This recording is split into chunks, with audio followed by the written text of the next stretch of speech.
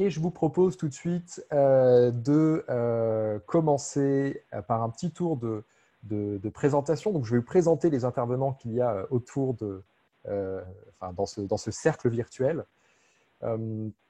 Donc, chers intervenants, je vais vous demander de lever la main, de faire coucou quand je vais vous nommer. Donc, nous avons Julie Schwartz, qui est directrice fondatrice d'Econovia. Nous avons Nine Colomb, qui est gérante de l'hôtel Villa Sorel. Nous avons également Jean-Sébastien Tronchon, qui est leader projet zéro produit jeté chez Decathlon.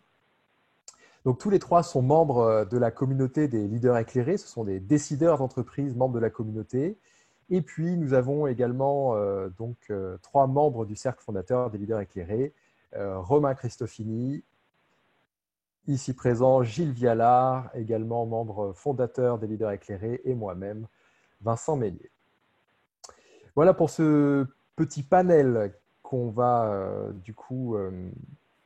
à qui nous allons donner la parole ce soir pour ouvrir la parole et créer des résonances ce soir. Petit rappel finalement de qui est cette communauté de leaders éclairés que finalement nous formons. Donc, petit rappel très rapide, c'est un projet qui a démarré il y a 1 an avec une intention forte, aider les décideurs d'entreprise à opérer une révolution de conscience destinée à mettre leur entreprise au service de la Terre et des générations futures. L'idée de départ, ça a été de se rassembler. Et nous étions plus de 300 lors du premier événement que nous avons organisé le 5 novembre à la Bellevilloise à Paris. Et aujourd'hui, une communauté de près de 1800 dirigeants, managers, entrepreneurs et accompagnants. Et nous sommes donc en train de nous structurer sous la forme d'une association Loi 1901, ce qui vous permettra de nous rassembler pour vivre ensemble cette transformation profonde au service du bien commun. Et nous avons synthétisé, pour terminer, l'action de la communauté par une phrase, la phrase suivante: se changer soi, changer son entreprise, changer le monde. Voilà les amis pour ce rappel rapide de qui est cette communauté de leaders éclairés. Et je vais te passer la main, Romain. Merci Vincent. Est-ce que déjà je suis bien entendu parce que je suis connecté avec mon téléphone, c'est bon? Voilà.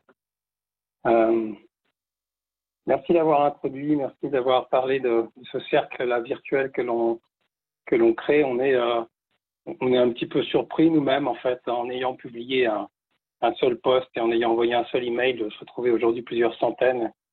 On verra bien ce que ça produit.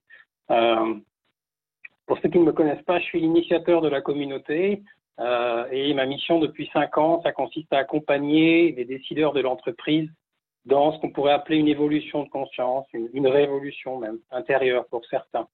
Parce que j'ai constaté au cours de ces années que c'était vraiment l'une des clés de la transformation des entreprises vers cette transition sociale, solidaire, écologique auquel nous sommes nombreux à aspirer. Ça m'a amené à écrire un livre qui s'appelle L'intelligence spirituelle au cœur du leadership. Je vous en parlerai très brièvement à la fin de ce webinaire, simplement parce que nous avons décidé avec mon éditeur de le fournir, de l'offrir gratuitement pendant cette période de crise, cette période de confinement. Quelle intention en fait pour ce cercle? Pourquoi on l'a appelé résonance? Quelle intention on a envie de poser? J'ai envie de poser avec vous là tous ensemble. Je crois que on ne va pas chercher ensemble à essayer de comprendre ou à expliquer la crise dans laquelle nous sommes. Je pense que vous avez tous lu beaucoup de choses à ce sujet-là et que vous êtes en train de vous construire votre propre vérité sur pourquoi cette crise, comment l'expliquer. Ce qu'on vous propose ici, c'est différent. On vous propose un temps d'écoute. On vous propose en fait, dans cette heure et demie, d'écouter ce que la crise et ce que le confinement nous font vivre. Nous font vivre et surtout ce qu'ils réveillent en nous. Il y a quelque chose qu'on aimerait faire, c'est vraiment l'option qu'on a pris dans ce cercle, c'est qu'on partage ensemble nos espoirs, notre espérance. On a pris l'optique de plutôt arroser ces graines-là, plutôt que les graines de peur qui peut-être nous saisissent et me saisissent moi à des intervalles réguliers dans mes journées et dans mes semaines depuis que la crise a commencé. Arroser ces graines d'espoir. L'idée aussi de ce cercle, c'est qu'on se relie peut-être à un plan plus subtil, à un plan au niveau de la conscience collective, d'une énergie collective, pour qu'on puisse, quand ça sera le moment, quand ça va être l'heure du redémarrage, qu'on puisse peser ensemble, qu'on puisse aussi se soutenir, sentir qu'on n'est pas seul, ressentir ça quand il y aura quelque chose à redémarrer peut-être autrement. Et donc créer des résonances dans ce cercle, qu'est-ce qu'on veut dire par là? On veut dire simplement prendre le temps d'écouter ce que d'autres peuvent dire ou ressentir pour voir si ça réveille quelque chose qui était déjà présent en moi. Voilà, et c'est l'idée en fait de dire si ça le réveille, comment je peux peut-être faire grandir ce sentiment, cette émotion, cette envie, cet espoir, pour que je puisse me l'approprier pleinement.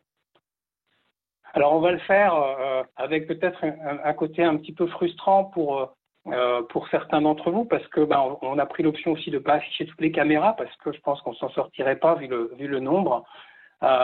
Mais je vous propose qu'on pose vraiment tous ensemble cette belle intention de créer le maximum de résonance avec aussi cet outil dont on vient de voir, c'est ça aussi l'homme, créer des outils technologiques qui peuvent affranchir les barrières et nous relier malgré tout.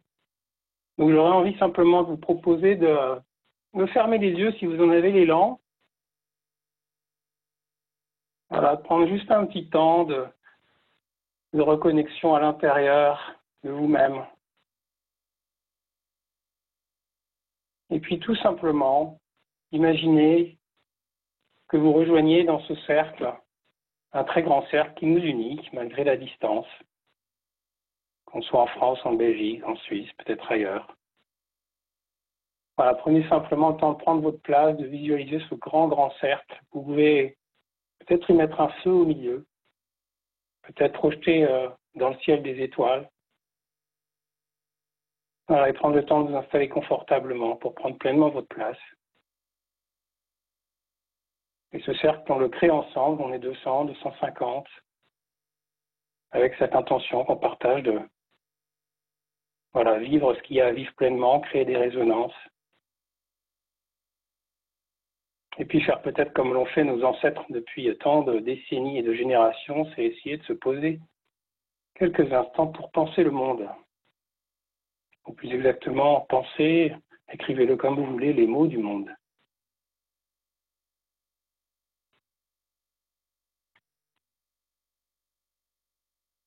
Alors, et quand vous êtes bien installé, vous pouvez ouvrir les yeux. Et j'avais envie de commencer ce cercle en vous partageant quelques réflexions qui me sont propres. Après, je passerai la parole à Nine, à Jean-Sébastien, à Julie, et puis vous aurez la possibilité après aussi d'interagir sur ces mêmes questions qu'on va se poser tous ensemble. Et donc j'avais envie de vous partager comment j'ai commencé moi cette période de crise avec une première semaine où j'ai été dans la sidération. Je crois qu'on a été nombreux à être sidérés par la brutalité de cette crise, par sa soudaineté. Je me suis senti inutile, je me suis senti impuissant, je ne suis pas médecin, je ne suis pas infirmier, il y avait une part de moi qui avait envie d'y aller. Et puis je ne pouvais pas, parce que je n'avais pas de compétences, je ne suis pas à ma place dans ce milieu-là. Alors dans la semaine suivante, la semaine dernière, au début, j'ai essayé de comprendre, j'ai beaucoup lu, j'ai beaucoup regardé de vidéos, j'ai essayé de comprendre, puis j'ai commencé à ressentir aussi qu'il y avait beaucoup d'espoir. Et puis qu'à côté des espoirs sur l'après de cette crise, il y avait aussi beaucoup d'inquiétudes. Voire aussi du cynisme ou une forme de résignation sur le fait que non, ça allait rien changer. On a beau être 3 milliards à être arrêtés, la machine allait reprendre. Alors moi, je vais vous partager un véritable espoir qui m'habite, c'est que cette crise, elle représente un sursaut. Je souhaite qu'elle représente une prise de conscience pour notre humanité. Parce qu'on sait, et je pense que si vous êtes connectés ce soir, vous partagez ça aussi, il est urgent maintenant d'opérer un véritable changement de cap. Il est urgent d'aller vers ce nouveau paradigme. Et dans ce nouveau paradigme, les entreprises ont un rôle majeur et indispensable à jouer. Mais je crois qu'avant de penser solution, avant de se dire qu'est-ce qu'il faut faire, avant de se dire comment je vais agir moi pour redémarrer différemment, on a bien réfléchi en équipe et c'est pour ça qu'on a pris un certain temps pour communiquer, pour poser ce cercle. On s'est dit, ce qui nous paraît important avant de passer à l'action, c'est d'abord d'écouter. D'écouter ce que cette crise a à nous dire. D'écouter ce qu'elle nous fait traverser en tant qu'être humain. Ce qu'elle nous fait ressentir, ce qu'elle nous fait peut-être redécouvrir dans nos journées, dans ce temps long, dans ce temps avec nos proches. D'écouter pour entendre nos désirs et nos espoirs. Alors vous pourriez me dire, pourquoi écouter en fait, hein, on sait déjà. Et oui, on sait déjà ce qu'il faut faire. En fait, depuis longtemps, quelque part, on sait ce que doit faire la société, ce que devraient faire les politiques ou ce que doivent faire les entreprises aussi pour participer davantage au bien commun, sortir de la recherche mortifère, du profit, de la croissance qui se fait au détriment des humains, de la nature. Tout ça, on le sait. Et pourtant, globalement, collectivement, nous n'agissons pas ou pas assez. Et souvent, on se sent même impuissant ou même anesthésié quand on voit que tout ça avance, que la société va à sa perte et qu'on ne sait pas comment faire. Pourquoi écouter alors? Je crois que c'est pour écouter, pour accéder justement à des ressources extraordinaires que nous avons en nous-mêmes. Et des ressources qui sont de nature très personnelle, très intime et d'ordre spirituel. Donc écouter pour essayer d'accéder à ce qui se réveille là dans cette période de confinement qui est en nous, pour qu'on puisse ensuite trouver l'audace, trouver l'énergie, trouver le courage de redémarrer autrement. Moi, j'ai envie de vous dire que cette crise, j'enfonce une porte ouverte, elle est juste extraordinaire. Extraordinaire au sens premier du terme. Et je crois qu'elle est également salutaire, dans la mesure où cette crise et ce confinement nous invitent à nous remettre et nous forcent même à nous remettre en contact direct avec la vie et avec notre vie. C'est quelque chose d'assez incroyable ce qui se passe ici. Il y a quelque chose qui bouscule notre rapport au réel, je crois. Plusieurs jours de suite, je me suis levé, je disais à ma femme, c'est irréel, c'est surréaliste ce qu'on vit. Et je crois que le mot est clair, on est au-delà du réel. Alors, de quelque part, je me disais, ouais, on vit un cauchemar, cette crise, et puis on va se réveiller. Et puis, au fur et à mesure, j'ai commencé à réfléchir à tout ça. Je me suis dit, mais est-ce que c'est pas l'inverse? Est-ce que c'est pas plutôt le réel qui est en train de revenir, comme si nous sortions d'un mauvais rêve? Vous savez, un petit peu comme ce héros dans le film Matrix qui se réveille, là. On ne sait plus trop où est le rêve, où est la réalité. Je crois qu'on est de plus en plus nombreux sur cette planète à sentir au fond de nous-mêmes qu'il y a quelque chose qui sonne faux dans la marche du monde. Que parfois nous perdons notre vie à la gagner, que parfois nous passons à côté de l'essentiel et que nous passons à côté de ce qui fait notre humanité. Et donc, cette période, ce confinement, cet arrêt brutal de l'humanité, est-ce que c'est pas, au fond, est-ce que c'est pas une invitation à un grand réveil? Est-ce que c'est pas à ça qu'on est appelé? Et donc, je me dis, si on ne grandit pas dans ce confinement, si on ne profite pas de cette période-là pour grandir, pour la vivre pleinement, cette expérience qui est de nature spirituelle, ben, il y a des chances, effectivement, qu'on n'ose pas changer les choses quand ça sera l'heure du redémarrage. Il y a des chances qu'on soit à nouveau happé par le quotidien, par les conditionnements, par les dogmes de la croissance, du profit, pour ne citer que. Et donc, je me dis, est-ce que ce n'est pas le rôle d'un leader aujourd'hui, leader de vie, leader de famille, leader d'entreprise, de vivre et de faire ce travail auquel nous sommes appelés? Et souvent, on se dit, et moi j'ai eu beaucoup ça pendant des années, des gens qui me disaient, oui, mais c'est extrêmement difficile, on va à 200 à l'heure, on fait une belle retraite de 2 jours, et puis le lundi matin, on est à nouveau happé. Alors j'ai envie de vous dire, imaginez que l'humanité, ce soit un grand train.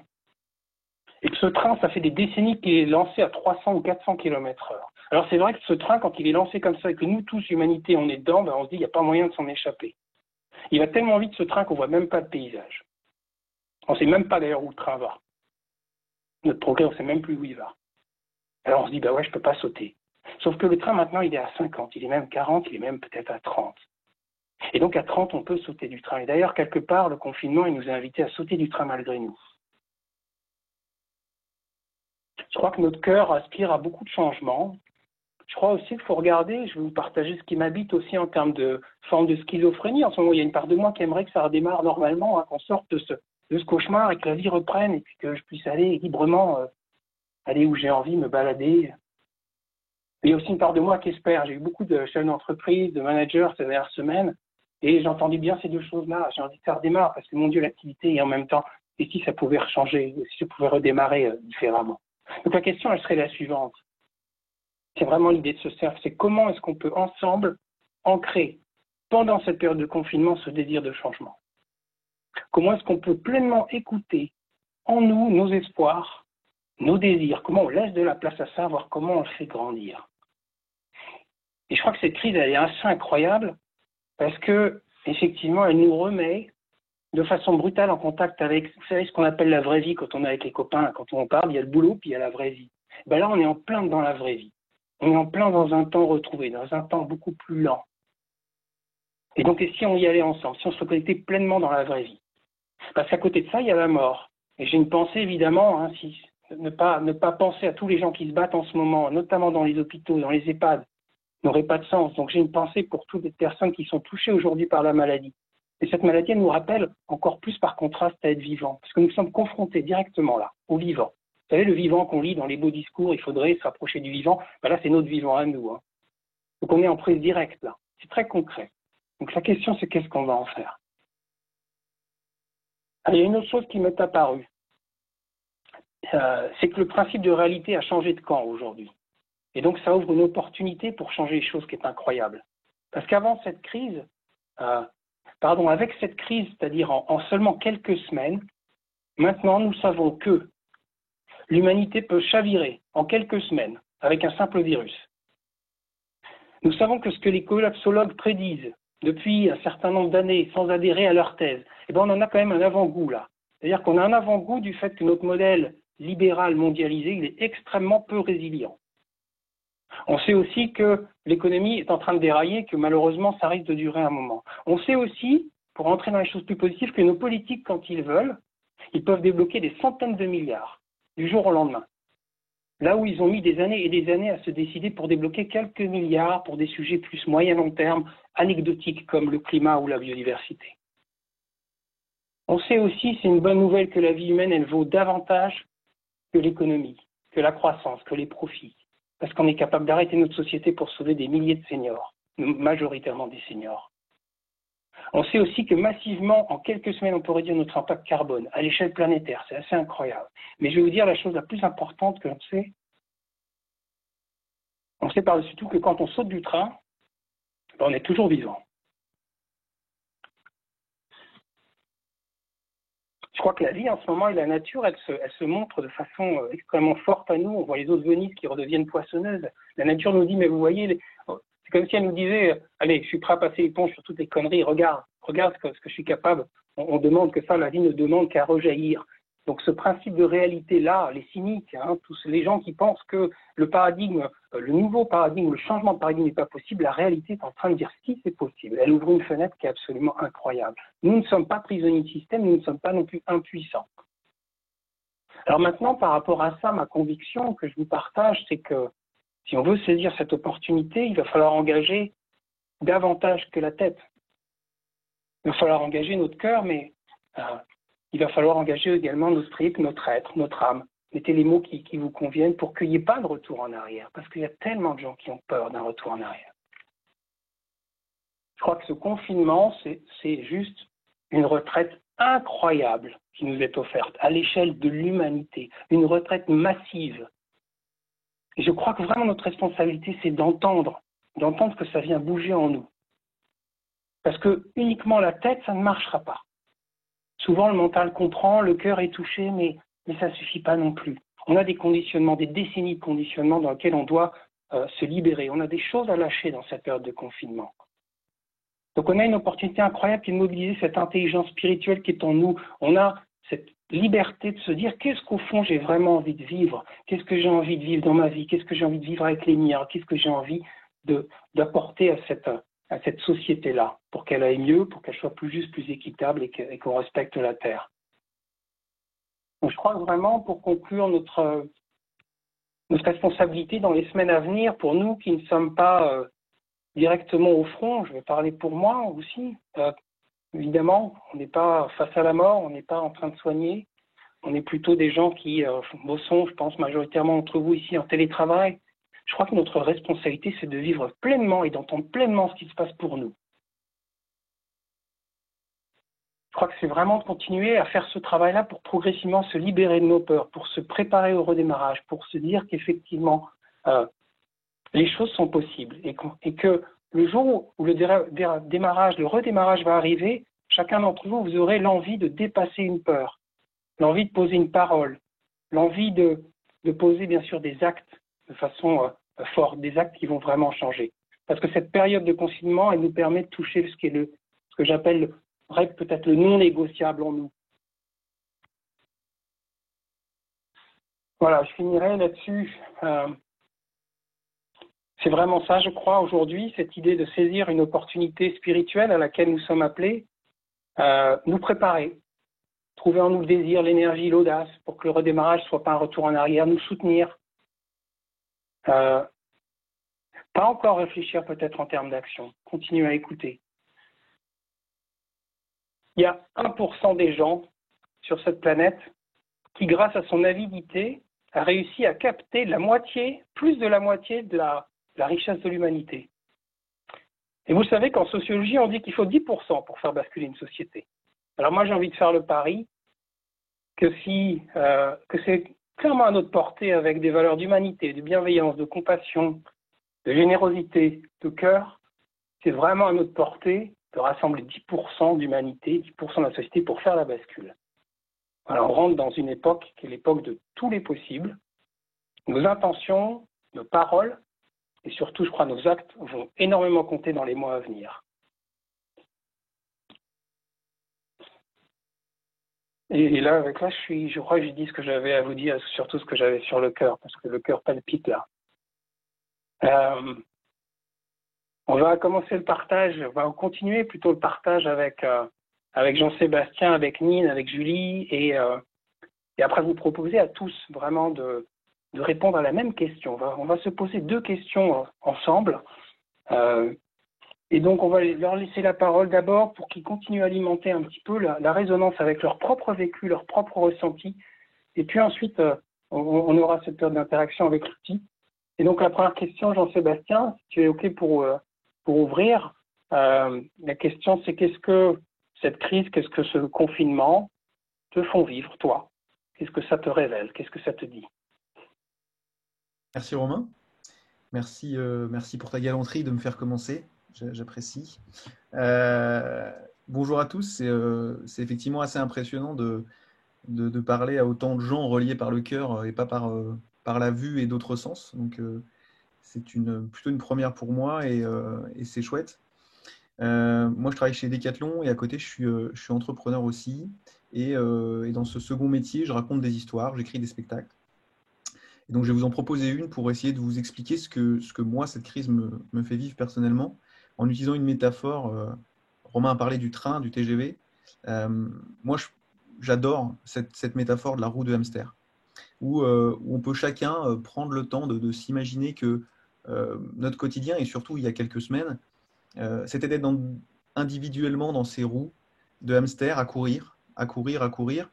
Bien évidemment, cette roue ne s'arrête jamais. Et puis en face de cette roue, il y a un écran de télé qui nous envoie des messages de plage paradisiaque. Et puis quand on atteint la plage, eh ben, il change de chaîne et nous propose une voiture, autre chose. Et on court. Et je lisais en commentaire, on parlait de burn-out, etc.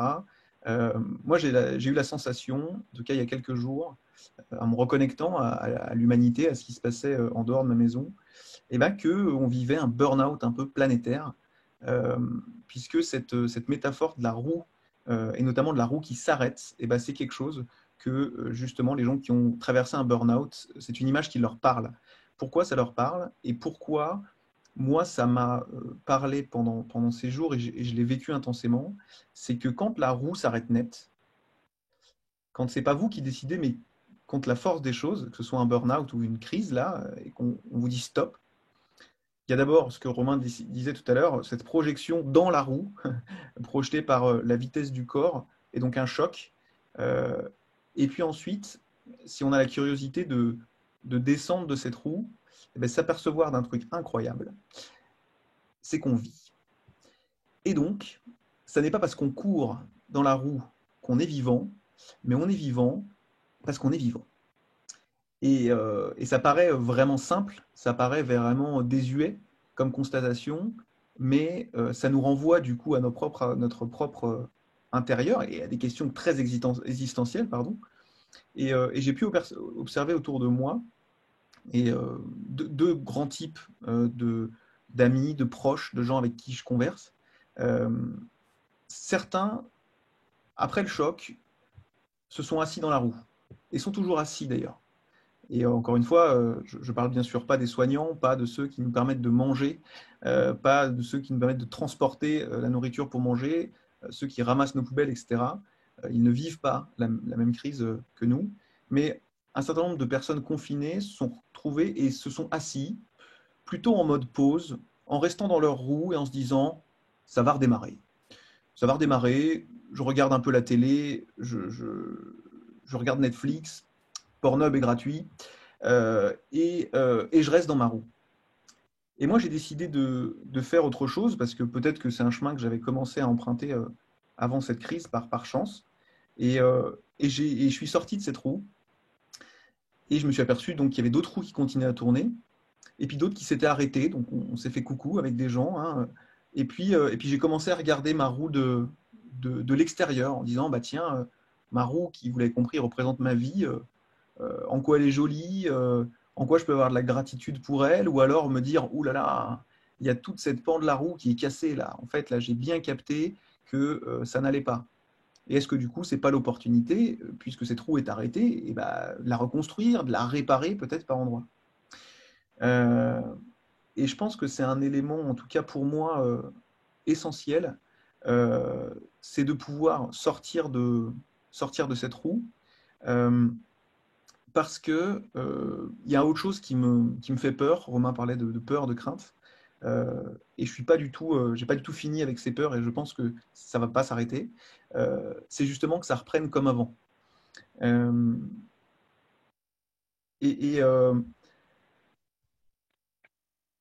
et je pense encore une fois, dans les discussions que je peux avoir, d'être face ou d'être au contact avec deux types de personnes. Euh, Ceux qui sont absolument cyniques ou convaincus que on est tous assis dans notre roue, on n'attend qu'une seule chose, c'est que ça recommence, par confort, par, euh, par privilège. Et puis d'autres qui se disent, mais non, il faut absolument pas que ça recommence comme avant. Et j'ai décidé, ou en tout cas, je souhaite vraiment prendre le temps hors de cette roue, euh, de me regarder à l'intérieur, puisque ce dont je suis convaincu, c'est que tout ce qu'on va mettre en place après, en termes de décision, en termes de projet, en termes de posture, de regard vis-à-vis des autres, ne va être nourri que par ce qu'on a trouvé en nous. Et que donc, si on ne va pas chercher ce qui est important pour nous dans notre humanité, euh, de polir cette roue, de regarder en quoi certaines choses sont importantes et d'autres peut-être à mettre un peu plus de côté, plus futiles, bien évidemment que tout va recommencer comme avant.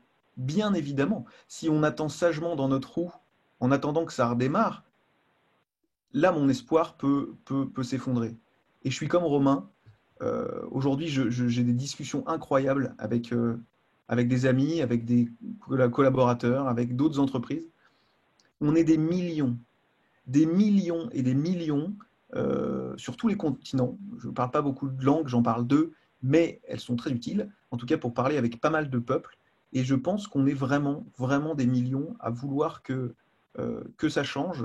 Euh, et donc, d'abord, moi, ce que je vis là, et ce que cette crise me fait vivre, c'est de regarder vraiment, vraiment mon intérieur, ce qui est important pour moi, mon humanité, parce qu'une fois que je me serais dit ça en authenticité avec moi, je vais le partager à personne, hein, mais quand je vais prendre des décisions, quand je vais faire des choses, quand je vais peut-être changer des choses, ben, il faudra que je me regarde dans un miroir et que je puisse me regarder dans les yeux en disant, donc ça y est, un mois de confinement, t'es reparti, bim, poignée dans l'angle, dans le confort, dans...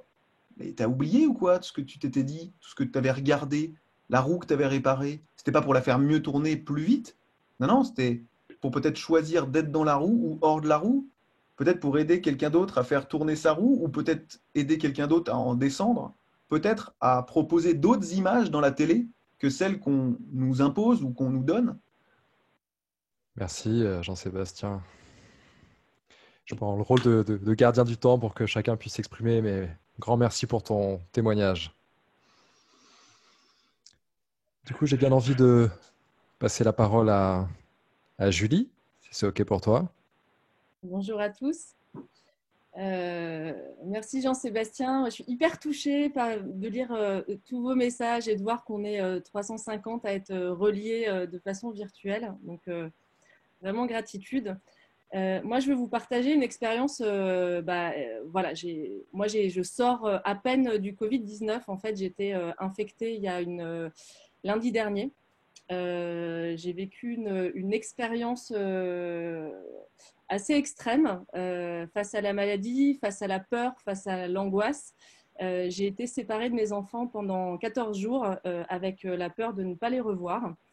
Donc en gros, ça a été une espèce d'uppercut assez violent parce que je suis plutôt une entrepreneuse qui fait 10 000 choses à la fois, qui a 10 000 projets, qui court toujours, qui ne sait plus où donner de la tête et je ne sais pas m'arrêter. Et là, la vie m'a dit, Julie, tu t'arrêtes et tu n'as pas le choix. Et je pense que c'était la seule manière de me poser et de m'obliger à me poser. Parce que je pense que quand on est entrepreneur ou cadre dirigeant, on trouve toujours une bonne raison de ne pas s'arrêter jusqu'à aller au burn-out. Donc j'en ai aussi fait un quand j'ai eu mon premier enfant. On ne sait pas s'arrêter, donc voilà, on s'auto-suicide. Donc là, la vie a dit non, tu restes dans ton lit. Et donc j'étais infectée Covid-19.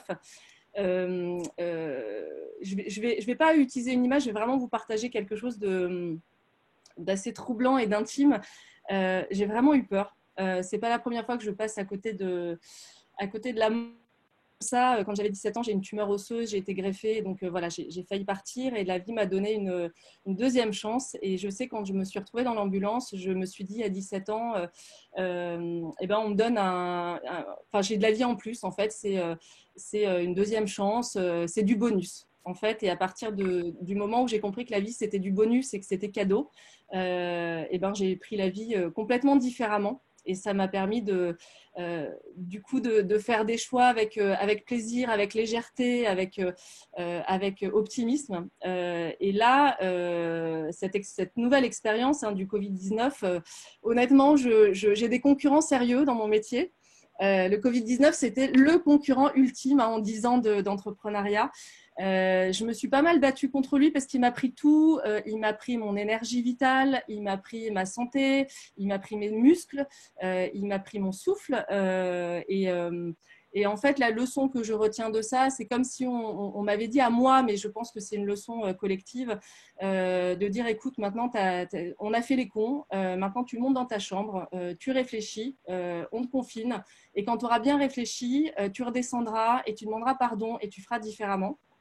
Donc j'ai eu l'impression d'être une petite fille face à moi-même. Il n'y avait plus de réussite businesswoman, voilà, réussite successful, change maker, enfin voilà, en fait rien du tout, que dalle. J'étais moi face à la maladie, toute petite et vraiment minable. Donc j'ai eu une belle leçon d'humilité. Ça m'a fait du bien et ça a permis de me retrouver d'abord face à la maladie, mais au final face à moi-même, parce que j'étais sans mes enfants, j'étais sans mes collaborateurs, sans tous les artifices qu'il y a autour de soi quand on entreprend, qui est très rassurant parce que c'est facile de se rattacher à de l'extérieur, à des amis, à des sorties, etc. Sauf que quand on ne peut pas bouger de son lit pendant une semaine, qu'on a de la fièvre, qu'on a du mal à respirer, etc., on n'a pas d'autre choix que d'être confronté à soi-même et de se poser les bonnes questions. C'est ce que j'ai essayé de faire. Et à un moment donné, je me suis posé la question de me dire, et si finalement ce virus me rendait la santé, et si ce confinement me rendait la liberté ou nous rendait la liberté, et si ce masque nous rendait la parole. En fait, j'ai l'impression que ce virus, au démarrage, je l'ai pris comme une menace. Et en fait, je suis assez d'accord avec Romain pour dire qu'il est... je me suis dit c'est une grâce, c'est-à-dire qu'on n'aurait pas réussi nous-mêmes en tant qu'humains à arrêter la machine. C'est un peu le Deux ex machina de Molière qui descend en disant écoutez les gars, je vous offre une opportunité, une deuxième chance. Vous êtes montés dans votre chambre, vous avez bien réfléchi collectivement et quand vous y redescendez, vous ne ferez pas comme avant. Donc moi, je pense que comme beaucoup d'autres, alors certains effectivement ne descendent pas de la roue, et maintenant, charge à nous de leur faire descendre, donc vraiment d'essayer de faire changer. On a encore le temps parce que je pense qu'on a encore 1 mois de confinement, donc il faut qu'on soit très nombreux à dire, moi c'est ce que je fais, en disant mais non mais ça va changer, on échange beaucoup, etc. Je pense vraiment que c'est une opportunité incroyable et moi j'aimerais bien utiliser cette image qui est de la montre en fait, qui tournait dans un sens. Et en fait, là, il y a eu un arrêt de la montre et elle doit retourner dans l'autre sens. Et c'est-à-dire qu'il y a une force qui doit... évidemment que ça ne va pas être facile, évidemment qu'on va reprendre... voilà, on a envie d'aller voyager. La première chose qu'on a envie de faire, c'est aller prendre l'apéro avec les copains quand on va sortir, de serrer nos parents dans les bras. Mais en même temps, ce temps, il est peut-être nécessaire pour pas aller trop vite. Pour pas se dire ouais, j'ai compris, ça y est, je veux sortir de ma chambre. Non, non, non, non. Là, on va dire, tu as encore un mois. Avec Romain, pour être parti dans le désert avec lui en retraite et avec un ami Stéphane Rio, il nous expliquait la descente dans le U, c'est-à-dire qu'à chaque fois qu'il y a un retour à soi qui est vraiment très intérieur. On va au fond quand même, on se retrouve dans le noir tout seul et c'est dur quand même. On descend et à un moment donné, on pense qu'on est descendu très très bas et on pense que c'est là, on a vite envie de remonter. En fait, j'ai envie de dire, continuons à aller encore plus loin parce que là, c'est le moment de le faire. On n'aura pas d'autre occasion dans notre vie de le faire. Et peut-être qu'il faut accepter complètement de lâcher prise, de se laisser submerger par les doutes, par l'angoisse, par la peur. Et moi, c'est ce que j'ai fait. Je suis une très grande angoissée. Et on s'était perdu dans le désert il y a 2 ans où j'avais complètement paniqué. Et là, face au coronavirus, en fait, j'ai eu 2 jours de panique totale. J'ai eu peur pour ma vie, j'ai eu peur pour moi. Je me suis dit, ça y est, je vais mourir. Qu'est-ce que je fais? Enfin, vraiment des crises d'angoisse. Et en fait, il y a un moment donné, j'ai dit, allez, hop, tu lâches tout. Laisse faire, laisse opérer en toi, laisse passer ce qui doit passer. Et cette deuxième phase était très salutaire, très belle, très humaine. En fait, je me suis retrouvée moi-même, je me suis re-rencontrée, c'était très chouette. Et en fait, j'ai laissé passer l'énergie des choses qui étaient en moi, j'ai laissé nettoyer et voilà, et c'est en train de il y a plein de trucs accessoires qui sont en train de voler en éclats, et c'est pas grave. Je suis en train de me re-questionner sur mon projet d'entreprise qui a déjà du sens parce que moi je travaille depuis 10 ans dans le développement durable, l'économie sociale et solidaire. Autant vous dire que Econovia n'a jamais été aussi bien parce que depuis qu'il y a le Covid, en fait, on croule sous les appels, sur les demandes, parce que nous on l'a vu venir depuis 10 ans et tout le monde nous a pris pour des bisounours il y a 10 ans. Nous on est déjà organisés dans la société de demain, on y croit à fond, ça fait 10 ans qu'on y croit. Et là, en fait, je suis en train de me dire, en pleine réussite de mon projet, de ma boîte, etc., peut-être qu'à un moment donné, je vais devoir lâcher cette réussite pour me mettre ailleurs, pour servir ailleurs, pour me nourrir ailleurs ou nourrir les autres ailleurs, je ne sais pas, mais voilà, il y a peut-être d'autres appels qui sont en train de se faire et il faut accepter de lâcher prise avec même des choses qui réussissent, qui vont bien. Donc je trouve que c'est juste énorme qui est en train de vivre et moi je le prends comme une expérience assez exceptionnelle pour moi-même. Déjà, c'est un beau cadeau pour moi et puis pour mes enfants, pour ma famille. Voilà. C'est plein d'amour, c'est de l'engueulade d'abord, c'est regarde comme c'est beau et après c'est aime. Aime ta famille, les WhatsApp, les échanges. On ne s'est jamais autant dit qu'on s'aimait et je pense que vraiment beaucoup d'amour et je trouve qu'on est dans une société qui ne dit pas assez qu'on s'aime entre collaborateurs, amis, famille, etc. Et là, je pense qu'il y a beaucoup d'amour qui circule et ça va se sentir et après le confinement, je suis assez confiante. Voilà, j'ai essayé d'être rapide. Merci Julie. Lynn, la parole est à toi. Alors, juste active ton micro du coup avant de parler. Voilà, la blonde parle. Merci Julie pour ce témoignage parce qu'on se connaît par mail interposé, des choses comme ça. Et en fait, ton témoignage a été un énorme miroir pour ce côté hyperactif, ne jamais s'arrêter, courir après toujours. Ça fait des années qu'on me dit mais tu cours après quoi? J'ai fait comme je vois passer des petits mots, là, un bon burn-out comme tout le monde. Et effectivement, j'ai chuté, je suis tombée, ça m'a fait énormément de bien. Et je me suis posée et depuis 4 ans, je suis sur un chemin de pleine prise de conscience.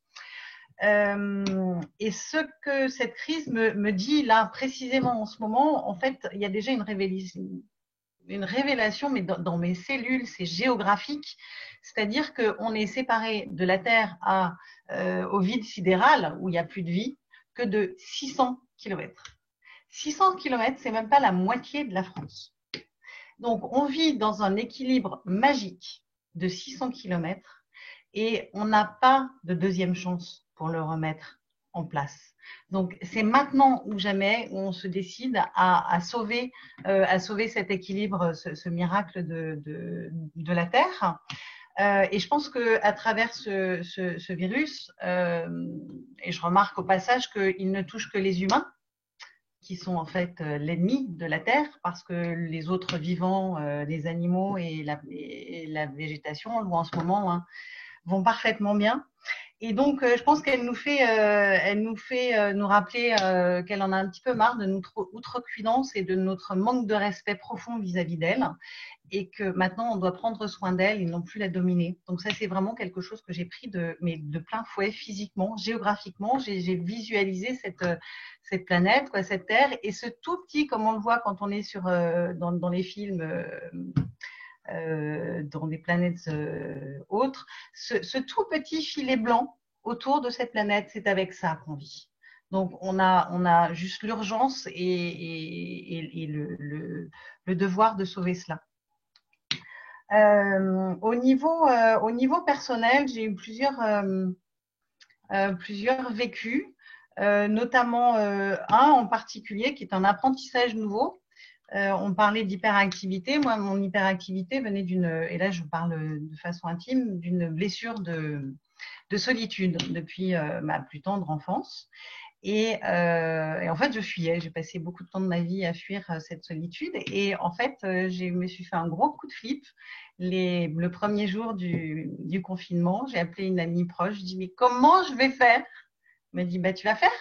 Tu vas faire parce que c'est l'opportunité de ta vie de te poser et de traverser ta blessure.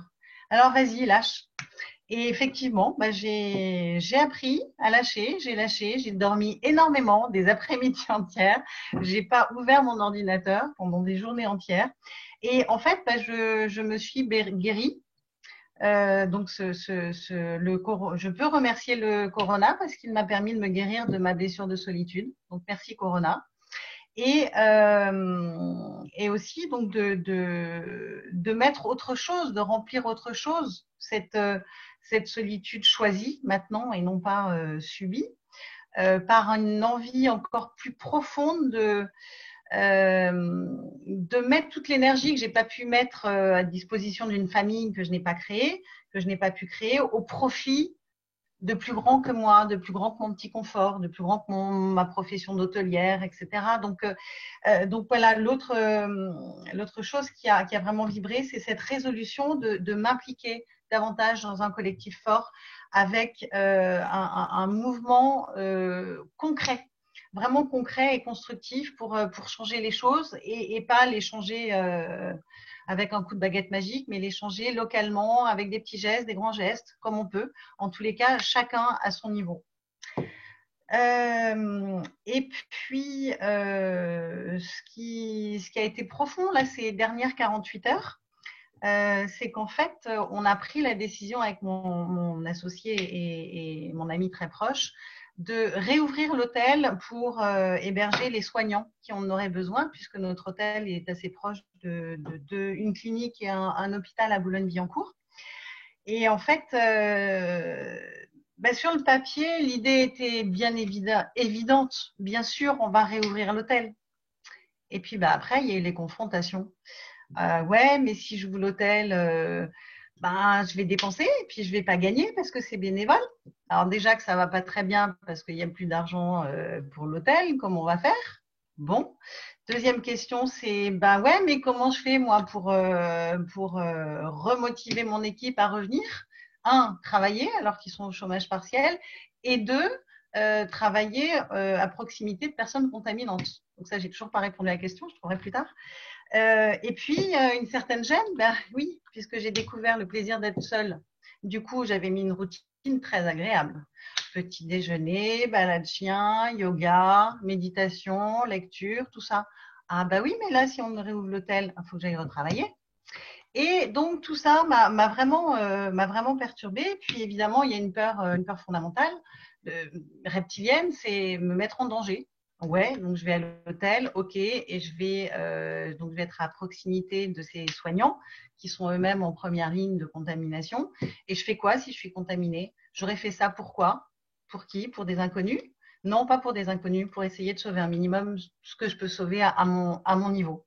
Donc, on a pris cette décision. Maintenant, elle est vraiment très, très claire pour moi depuis ce matin. Elle est avec enthousiasme.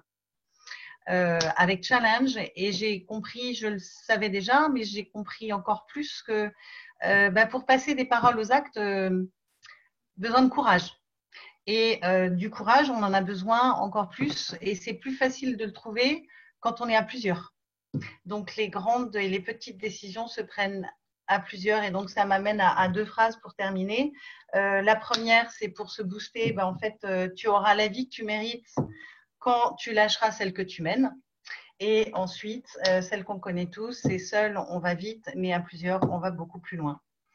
Donc voilà où on en est aujourd'hui. Donc on va réouvrir l'hôtel certainement dès demain, puisqu'on a mis en place différentes procédures. Et je vous remercie parce que j'ai rencontré Leaders éclairés il y a peu de temps, il y a quelques mois. Et c'est aussi grâce à votre fait d'être autour de vous, avec vous, que je prends pleinement conscience que oui, je peux contribuer au monde, et oui, j'ai ma noble mission à accomplir. Merci. Merci à toi d'être là et de témoigner de cette manière. Merci de ton engagement. Je vais passer la parole à Gilles. Gilles qui lui-même va vous proposer à votre tour de mettre des mots sur ce que vous vivez. Merci Vincent, j'ai envie de vous remercier dans l'ordre d'apparition, j'ai envie de dire, Romain, Jean-Sébastien, Julie et Nil. Et la première chose que j'ai envie de vous proposer, en fait, c'est peut-être de prendre un temps et juste d'être en silence avec vous, de poser le clavier 2 minutes et juste de laisser résonner en vous ce que ces témoins viennent de nous partager. Et de sentir aussi, comme ça a été évoqué par plusieurs, ce cercle de 350 personnes qui est à quelque chose près le même nombre que les personnes qui étaient présentes le 5 novembre à Paris. Vous pouvez visualiser un cercle avec 350 personnes.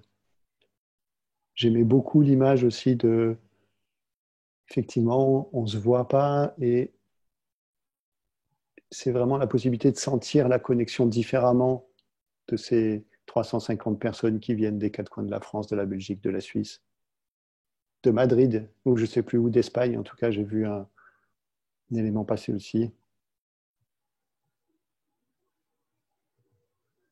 Il y a plusieurs images qui ont été évoquées, celle du train qui s'arrête, et j'ai beaucoup aimé ça. En tout cas, la résonance personnelle que j'ai eue avec ça, c'est que l'autre jour, en marchant, l'image qui m'est venue, c'était mon image à moi qui rentrait dans le train gare de Lyon, dans le TGV, qui descendait sur Aix-en-Provence avec mon ordinateur, et tous les gens dans le train devant leur ordinateur et qui ne regardaient pas le paysage.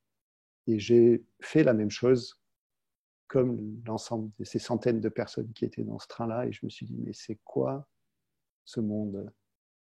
Qu'est-ce que je suis en train de faire? En tout cas, ça m'a sauté au visage il y a quelques jours, et j'étais très troublé de mon propre comportement, en fait, parce que le train s'est arrêté. Et par rapport à ce qui a été évoqué en préparant cette rencontre, et comme l'a très justement dit Romain, l'idée c'est de profiter que ce train s'arrête, parce que c'est très très difficile de s'arrêter tout seul. On est 3 milliards à être arrêtés, profitons de cet arrêt. Et j'ai envie de vous proposer simplement d'écouter, comme ça a été partagé par nos 3 intervenants ou nos 4 intervenants, qu'est-ce que vous dit cette situation? Votre petite voix intérieure, celle qu'il n'est pas toujours facile de laisser s'exprimer en nous parce que le train va vite. Qu'est-ce que vous dit cette voix? Et pour ça, Vincent vous a proposé tout à l'heure de prendre un stylo et une feuille de papier, avec vraiment l'idée que la main est le prolongement du cœur. Et je vais vous inviter vraiment, sans attente, juste à être présent avec vous, avec ce qu'il y a autour de vous, les personnes qui sont autour de vous, avec l'ensemble des 350 participants, avec les gens qui vous entourent. Et vous allez, sur votre feuille, juste écrire ces mots que je vais vous dire. Ce que je veux dire, c'est... Je vous invite à écrire ça. Ce que je veux dire, c'est... Et après, il n'y a rien à faire, sans attente. Vous laissez votre main continuer la phrase. Et offrez-vous cette écoute de vous-même. Offrez-vous la possibilité de cette petite voix pendant 2-3 minutes, juste en silence, de laisser ce qui est à l'intérieur de vous s'exprimer à vous-même comme un cadeau que vous vous faites à vous-même.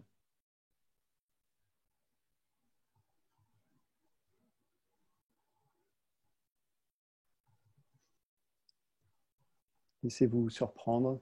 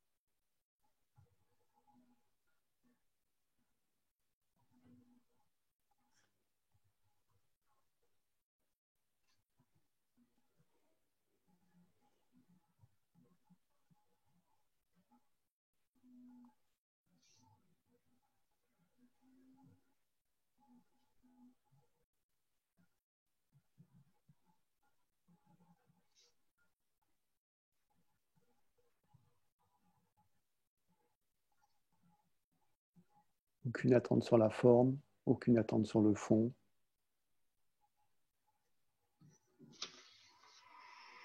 Laissez les mots se poser, se déposer. Peut-être de sentir aussi comment la main précède la pensée à ce moment-là. Comment le cœur parle d'abord.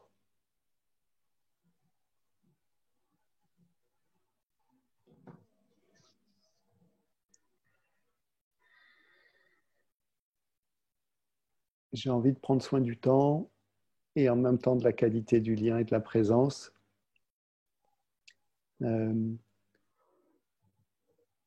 L'idée, c'est que ce cadeau que vous vous faites à vous-même, gardez-le comme quelque chose de précieux. Et on va vous inviter à partager entre 1 et 3 mots qui est le lien avec ce texte que vous venez de taper. C'est peut-être cette phrase ou ces phrases, de choisir à l'intérieur 1 ou 3 mots. Je vais passer la parole à Vincent pour que tu prennes le suite sur le processus. Ouais, merci Gilles. Je vous propose de réouvrir sur votre navigateur la page que je vous ai communiquée. Je vous la remets dans le chat de Zoom. Et vous devriez trouver un espace avec 3 champs. Et vous avez la possibilité du coup de mettre 1 à 3 mots.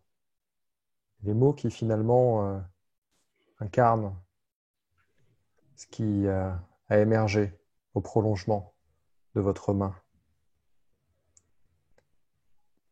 Et je vais tenter de diffuser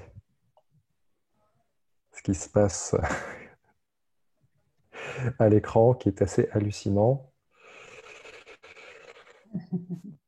Et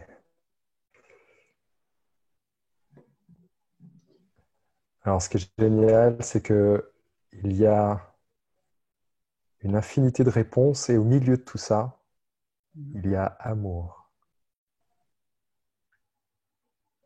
Évidemment, comme tout nuage de mots-clés, à chaque fois que 2 personnes mettent le même mot-clé, eh bien ce mot-clé grossit.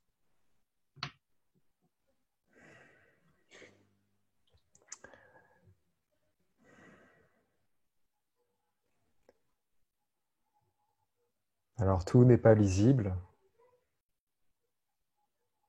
Et en même temps, c'est pas grave. Ce qui compte, c'est finalement l'intention et l'attention que chacun met dans ses mots pour ancrer ça maintenant. Et je vous invite vraiment à vous laisser traverser par ce qui se passe en vous, là, les émotions, quelle que soit la nature de l'émotion, mais de voir ces mots arriver, se structurer, se remettre en mouvement, et d'être conscient que c'est ce que nous venons de manifester à partir de là où on est aujourd'hui, dans ce qu'on est en train de vivre aujourd'hui. Et c'est comme des parts d'intime de nous-mêmes qui se partagent dans un grand cercle à 350 personnes.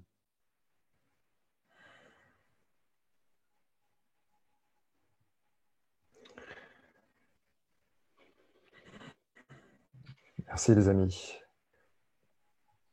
J'ai arrêté la possibilité de mettre ces mots juste pour pouvoir capter de manière immobile un peu plus ce qu'il y a. Et je lis là comme ça, engagement, transformation, cœur, environnement, les choses simples, besoin d'aide, ralentissement, lenteur, vie, joie, liberté, merci, paix, sens, envie, émergence.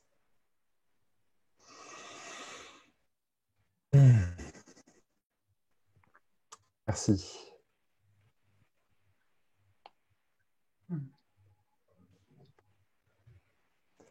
Romain, je peux passer la parole pour enchaîner sur la suite.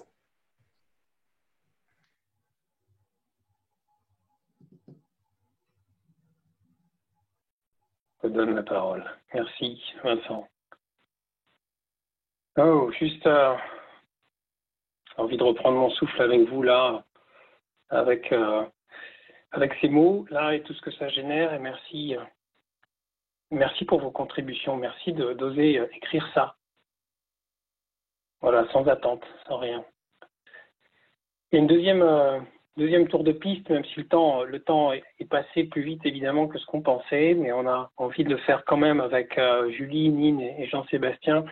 C'est justement de mettre un petit peu plus de mots peut-être vers du coup qu'est-ce que ça fait naître, qu'est-ce que ça fait naître en moi cette période, peut-être même juste les quelques minutes qui viennent se précéder, qu'est-ce que ça fait naître comme espérance, comme espoir. Ça peut être pour moi, pour ma vie, quelque chose de meilleur et c'est ok, et c'est bien sûr et c'est bon. Ce qu'on a envie de partager, ce serait aussi de dire qu'est-ce que ça fait naître comme espérance pour notre société, voilà, pour notre monde. Juste prendre un temps ensemble et puis écouter nos trois témoins pour là aussi s'autoriser à ressentir ce que ça vient toucher, ce que ça vient faire résonner. Quand on est seul à penser à un autre monde, on est peut-être un fou, un doux rêveur.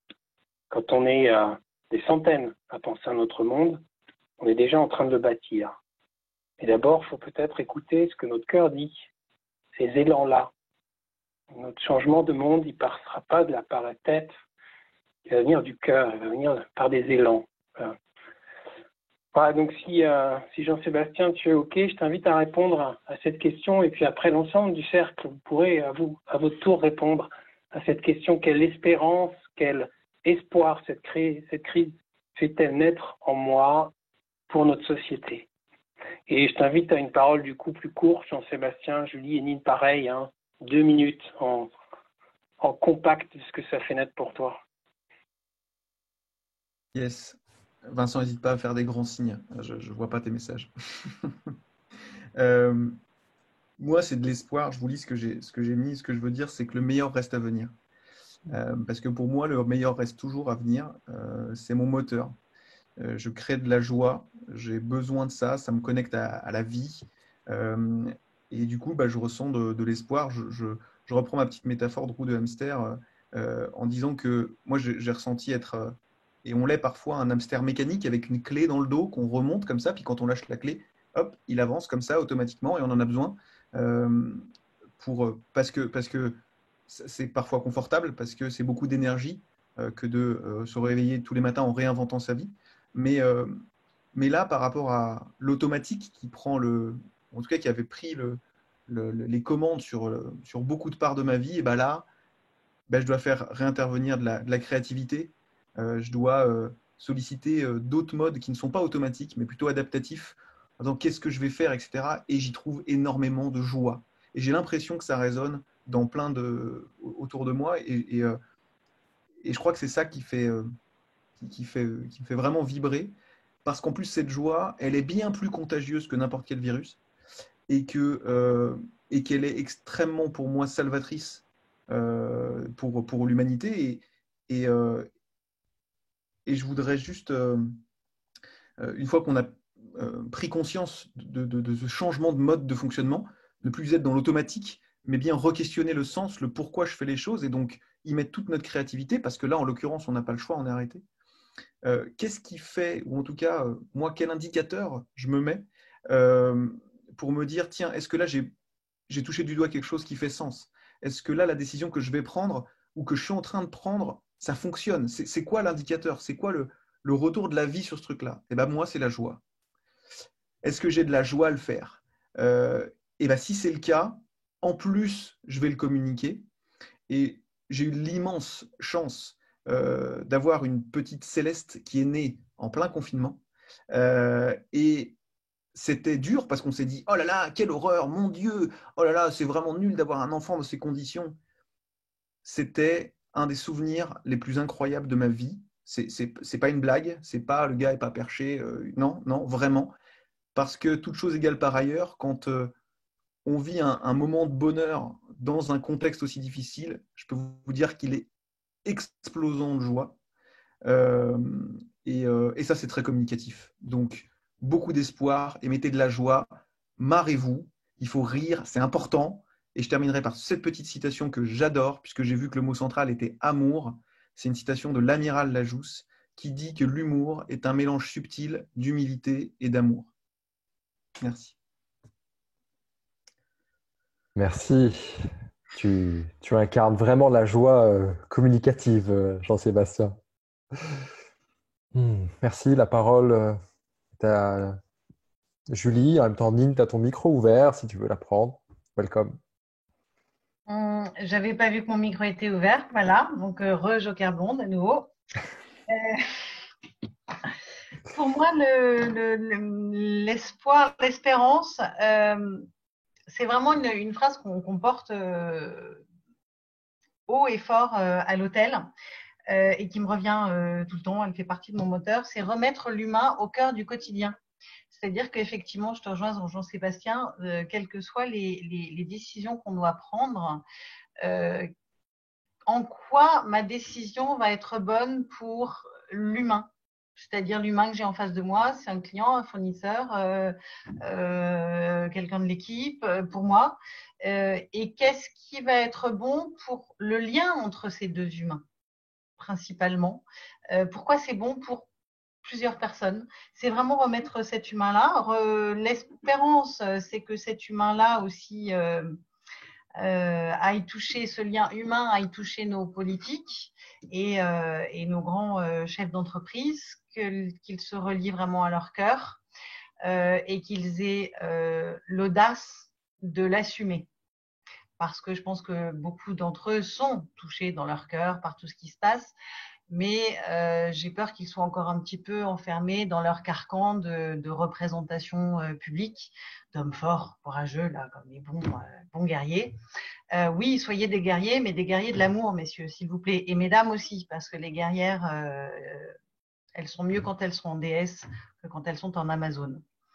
Donc voilà, beaucoup d'espérance de ce côté-là, que tous nos humains et humaines soient particulièrement touchés et assument de montrer leur envie de bouger, leur envie de changer. Et puis une autre espérance qui me touche personnellement, c'est plus qu'une espérance, c'est une intention, c'est vraiment me rapprocher de la préservation animale, parce que tous ces animaux ont plein de choses à nous dire aussi. Voilà, merci. Merci à toi, Julie. Alors, moi, la première espérance, c'est, punaise, libérons nos égos, quoi. À tous les niveaux. Voilà. Laissons nos égos de côté parce que c'est ce qui pourrit, on le voit là dans l'actualité avec le professeur Raoul, les gouvernements, etc.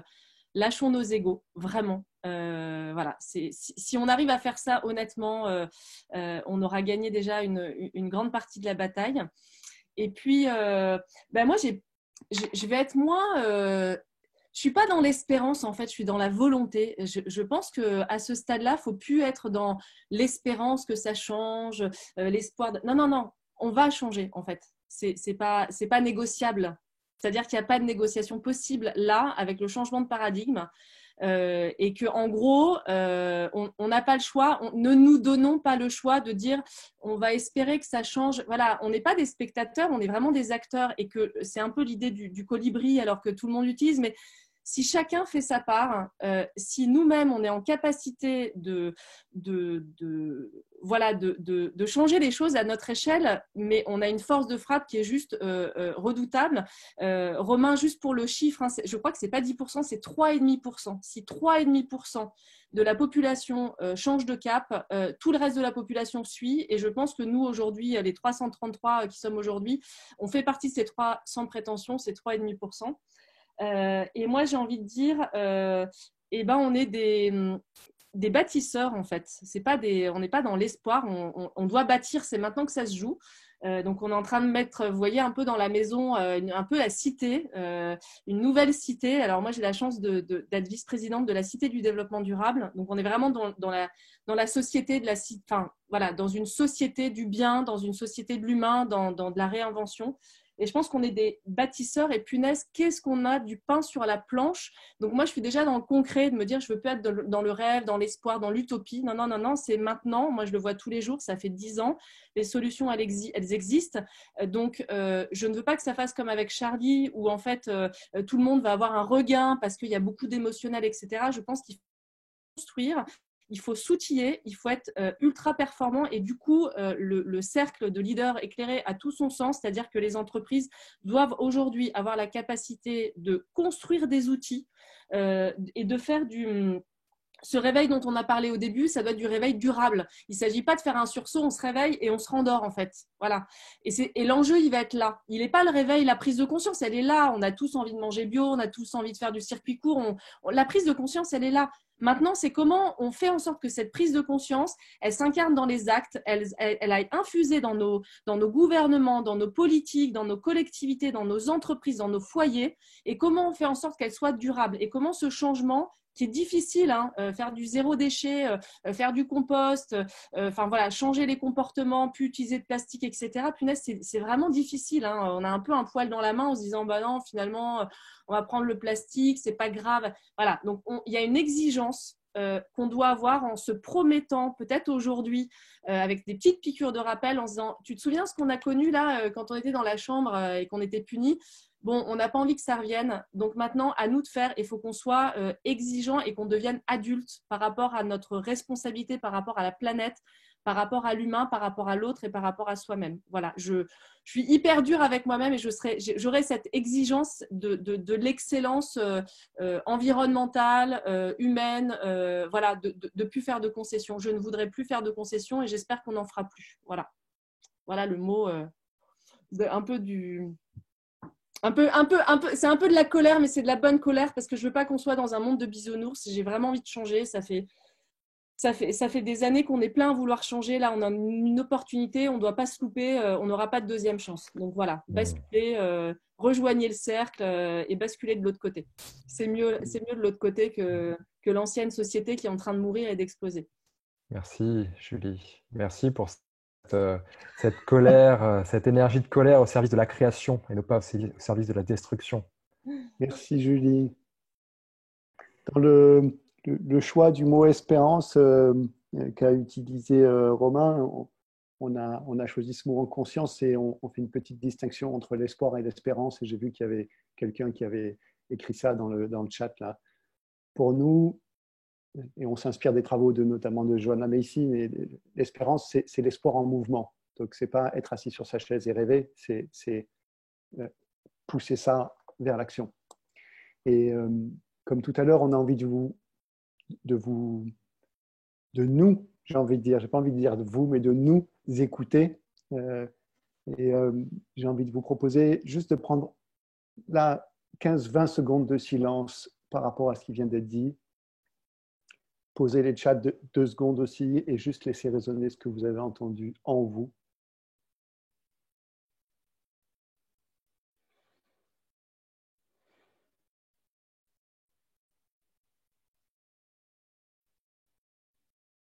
Et comme le disait Julie, d'être connecté. Et je l'ai senti pendant que tu t'exprimais, la puissance d'action potentielle qui est là, c'est juste un truc de dingue. Et vraiment, on va faire le même, entre guillemets, exercice ou la même connexion que tout à l'heure. J'ai envie de vraiment vous proposer de prendre votre stylo, votre feuille et d'écrire ce début de phrase. L'espérance qui naît en moi, c'est. Je vais vous inviter à continuer. Et s'il vous plaît, lâchez tout ce que vous avez déjà construit comme solution depuis 2 semaines. Juste écoutez ce qui vient là. De faire de vous autoriser à laisser la main et donc le cœur guider votre stylo.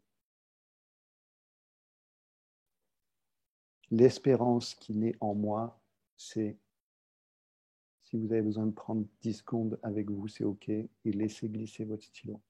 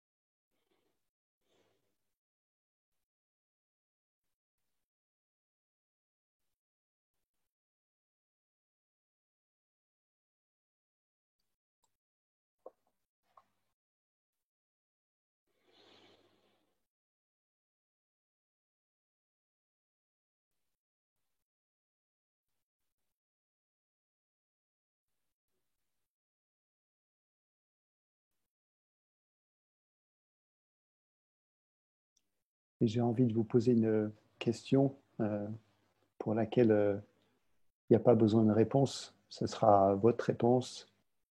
C'est une question que j'ai entendue un jour, toute simple, c'est qu'est-ce qui fait battre mon cœur?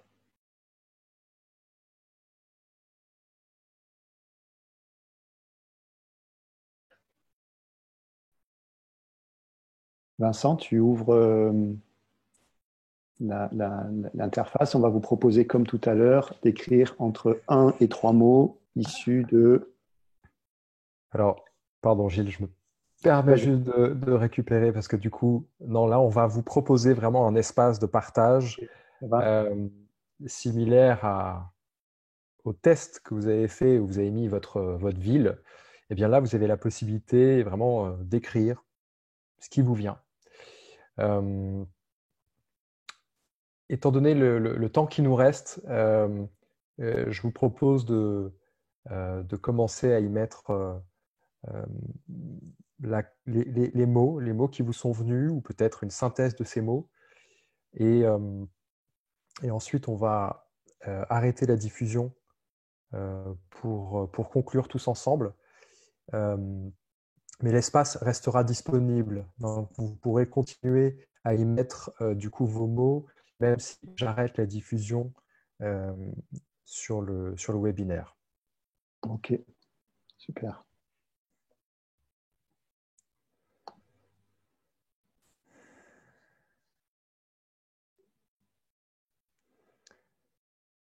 Voilà, je vais en lire quelques-unes qui viennent comme ça. Le monde va prendre conscience, enfin, un monde plus sobre, centré sur la beauté. Un autre chemin.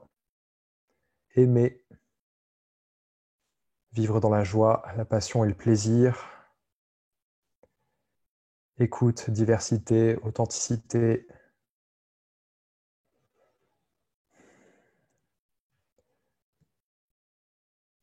Pour être honnête, j'ai du mal à voir la suite tellement il y a de messages qui arrivent en même temps.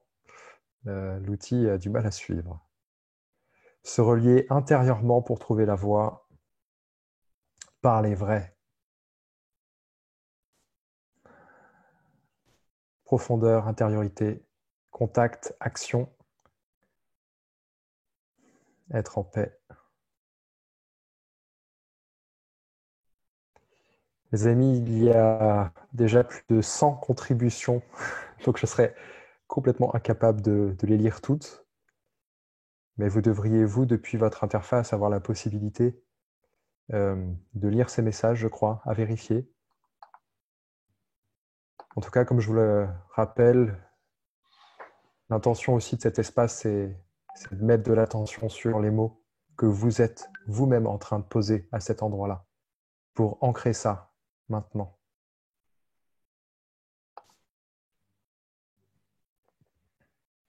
Je vais du coup, comme je le proposais, arrêter la diffusion, mais vous pouvez toujours continuer à contribuer sur l'outil. Et comme il est pas loin de 19 h, je vais du coup repasser la parole à Romain pour qu'on conclue gentiment et qu'on ferme ce merveilleux cercle de 350 personnes.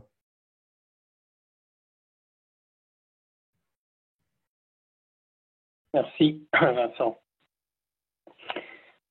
On va finir juste à l'heure. Quelques mots peut-être pour conclure et quelques informations. Poser des mots, ça a l'air rien ce qu'on a fait ensemble. Mettre un mot dans une interface ou pour les intervenants, prendre la parole ou pour vous, mettre dans le chat. Ça a l'air de rien et c'est le début de tout. Je crois qu'on est rentré dans une période où il n'y a plus de place pour la parole tiède. Commencez à utiliser les mots pour ce qu'ils sont et mettre des mots sur ce qu'il y a dans vos cœurs et oser les dire. Oser les dire autour de vous, c'est énorme. Notre communauté, elle a démarré comme ça, elle continuera comme ça. Elle a continué comme ça parce qu'on a vu des hommes et des femmes faire ça dans le champ de l'entreprise. Faire une forme de coming out spirituel, de coming out du cœur qui dit à un moment donné, voilà mon rêve, voilà mon espoir, voilà ce qui est essentiel, est-ce que vous avez envie de le vivre? Et je pense qu'aujourd'hui, on a une opportunité, même si on a encore du temps à vivre dans cette retraite forcée.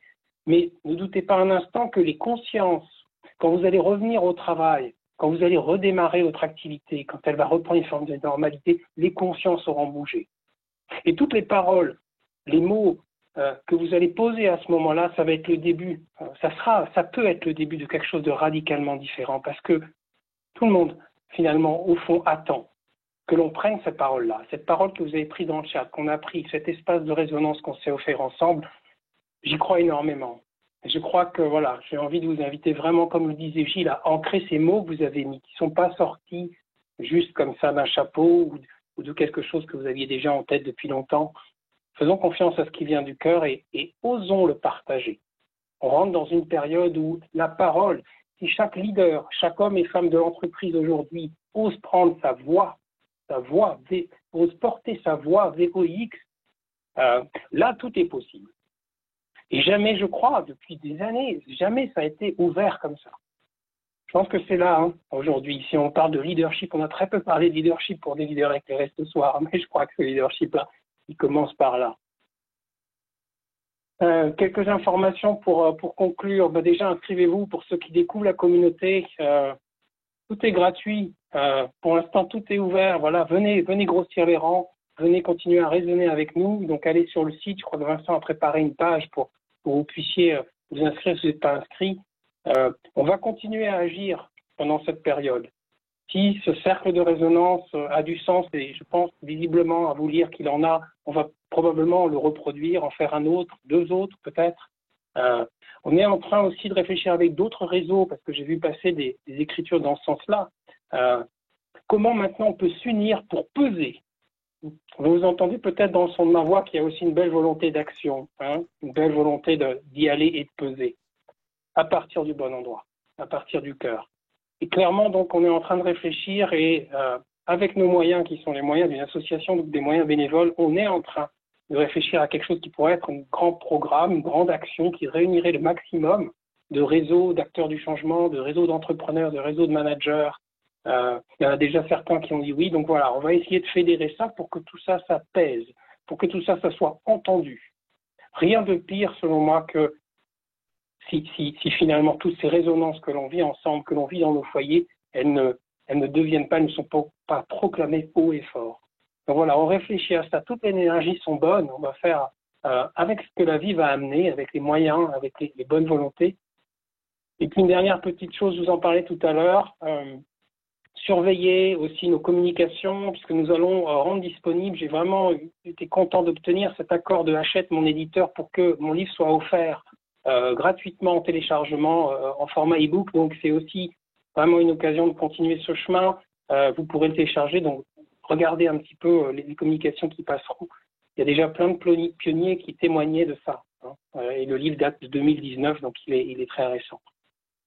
Voilà, je ne sais pas comment conclure à part faire un grand merci à tous. Vous êtes encore 307 connectés au bout d'une heure et demie. Merci vraiment du fond du cœur à Nine, à Jean-Sébastien, à Julie pour pour avoir accepté au pied levé. Tout ça, ça s'est fait complètement, vous vous en doutez, au pied levé, cette organisation. Nous-mêmes, on a les courses à faire, le ménage à faire et la petite fille, pour moi, les cours à donner. Et voilà, merci d'avoir été dans votre vérité, dans votre authenticité. Merci à tous de vous être connectés. N'hésitez pas à partager. On va mettre ce webinaire enregistré, on va le mettre à disposition. On a notre grand magicien Vincent, que je remercie du fond du cœur parce que, croyez-moi, il y a du boulot. Il y a du boulot derrière tout ça. Un grand merci à Gilles, qui est toujours un maître de cérémonie aussi incroyable. Voilà, un grand merci à tous. Je ne sais pas si tu as besoin d'ajouter ou envie d'ajouter quelque chose, Vincent. Et après, je vous dis à très vite. Merci à chacune, merci à chacun et hâte de vous retrouver pour la suite de cette merveilleuse aventure que nous démarrons ensemble. Merci les amis, à bientôt.